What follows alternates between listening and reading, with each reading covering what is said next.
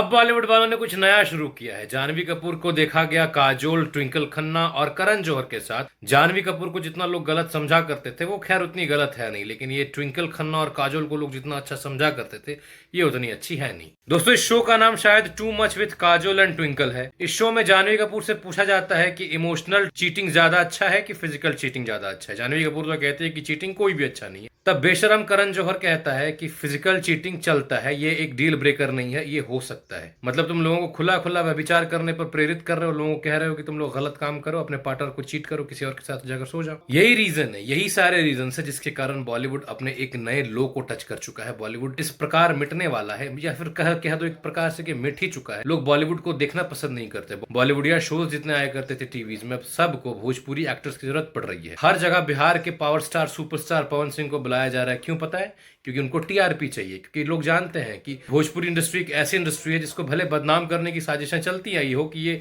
अश्लील गाने बनाते हैं, जो भी हो, लेकिन आप अगर देखो तो संस्कारवान अगर कोई है तो वो भोजपुरी कलाकार ही होंगे। I am not talking about all. Pawan Singh जैसे कलाकार को आज रिस्पेक्ट इसीलिए मिल रहा है क्योंकि ये रिस्पेक्ट के काबिल है। अब लोग कह देंगे कि पवन सिंह का तो इतना रिलेशनशिप रहा, खेसारी लाल यादव ऐसे गंदे गाने गाता है, लेकिन कभी भी आप पवन सिंह को, खेसारी लाल यादव को देखो, इनके परफॉर्मेंस और इनके गानों को छोड़ दो, जब ये रियलिटी शोज में रहते हैं, जब ये रियल रहते हैं, अपने रियल लाइफ में रहते हैं, तो ये लोग हमेशा बड़ों का सम्मान करना, आदर करना, लाइफ को कैसे जीना, इन्हीं बातों पर फोकस रहते हैं। ये नहीं कहते हैं कि लोगों को धोखा दो, लोगों को डिसीट करो, लोगों को चीट करो, अपने पार्टनर को चीट करो, इसके साथ जाकर सो जाओ, अपने बॉडी काउंट्स बढ़ाओ। ये सारी चीजें नहीं बोली जाती। खैर, वापस आते हैं हम लोग इस शो में। जब जानवी कपूर कहती हैं कि दोनों के दोनों खराब है, चीटिंग को हम कभी भी जस्टिफाई नहीं कर सकते, फिर चाहे वो इमोशनल हो या फिर फिजिकल हो, तो बेशरम जैसे काजोल हंसते हुए, ट्विंकल खन्ना हंसते हुए कहते हैं कि तुम अभी 20s में हो, इसीलिए तुमको ऐसा लग रहा है। तुम जैसे हमारे उम्र को टच करोगी तुम समझ जाओगी कि हम सही कह रहे थे, और फिजिकली चीट करना चलता है कभी कभी। मतलब अगर आप लोग अजय देवगन और अक्षय कुमार को छोड़कर आप 7-7, 8-8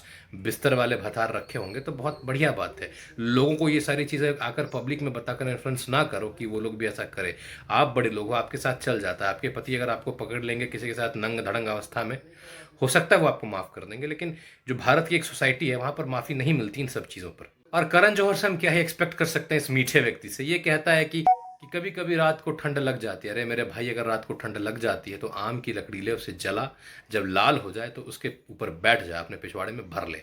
दोस्तों, इस टाइप की एक्टिविटीज को, इस टाइप के शोज को आपको बर्दाश्त नहीं करना चाहिए, क्योंकि ये पता है डायरेक्टली एक प्रहार है हमारे भारत की सभ्यता पर, हमारे भारत के कल्चर पर, हमारे भारत के सिस्टम पर। We should not tolerate this type of nuisance.